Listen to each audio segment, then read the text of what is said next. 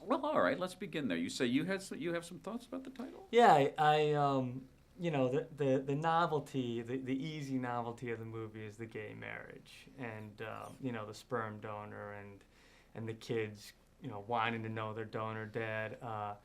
But what's I think beautiful about it is it quickly transcends that novelty. Mm. And I've seen it with a couple different audiences, and I hear them laughing a couple minutes into the movie, and it's not a jokey movie. They're not laughing at boom boom, you know. They're laughing because they are familiar with these people. They're familiar with teenagers trying to become independent. They're familiar with the coddling of children, the way you try to talk to them, and and what I think ultimately is you know, as a society, the big question is hey, you know, these families, you know, how can they raise children that are going to be healthy and go out into the world and live productive lives if they have these alternative parents but the fact of the matter is the kids are all right. The kids are all right. Kids are all right. Yeah. Yeah.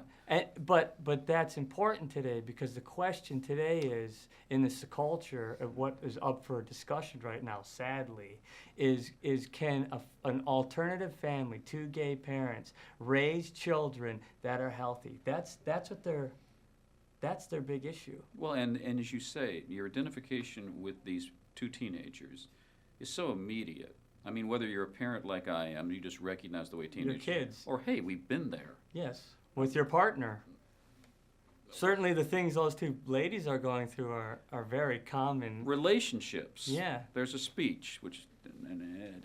Let's hear it. No, you're just going to have to go see it. But there's a speech that Julianne Moore does in front of the TV that sort of has one of those Spencer Tracy moments where this is where we encapsulate everything. Yes. And that pretty much does it. You know, relationships are tough. They're hard. Long relationships. It's work.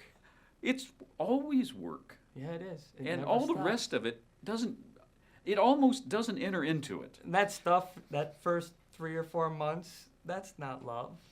Oh, we know what that is. Yeah, yes, exactly. we've both been there. Love takes a lot of work. It's a work in progress, you know.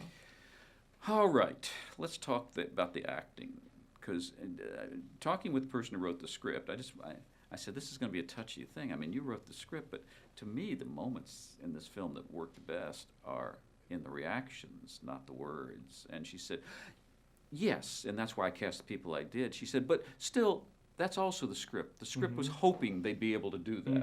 So when you read the script, were the non-words, the moments you would be reacting to somebody else, important to you? Well, you have to go back to the director's style, I think.